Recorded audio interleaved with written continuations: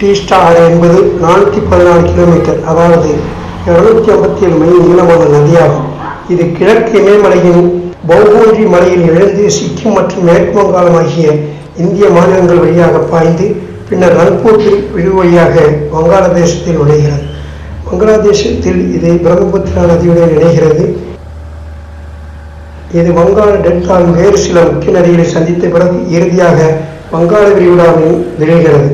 இது 12,540 கிலோமீட்டர், அதாவது 4,840 சதுர மைல் பரப்பளவை வெளியேற்றுகிறது. இது இந்தியாவில் டீஸ்டா மங்கல் மாவட்டம், பாக்யோங் மாவட்டம், கலிம்போங் மாவட்டம், டார்ஜிலிங் மாவட்டம், ஜல்பைகுரி மாவட்டம், கூச்பஹார் மாவட்டங்கள் மற்றும் ரங்போ, ஜல்பைகுரி மற்றும் மெஹந்திகஞ்ச் நகரங்கள் வழியாக பாய்கிறது.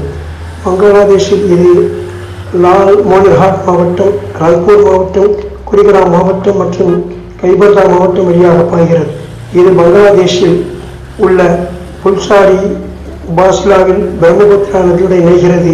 நதியின் 35 கிலோமீட்டர், அதாவது 190 மைல் இந்தியாவில் உள்ளது மற்றும் 109 கிலோமீட்டர், அதாவது 68 மைல் பங்களாதேஷில் உள்ளது. டீஸ்டா சிக்கிமின் மிகப்பெரிய ஆறு மற்றும் கங்கைக்கு அடுத்தபடியாக மேற்கு வங்காளத்தில் 2வது பெரிய நதியாகும்.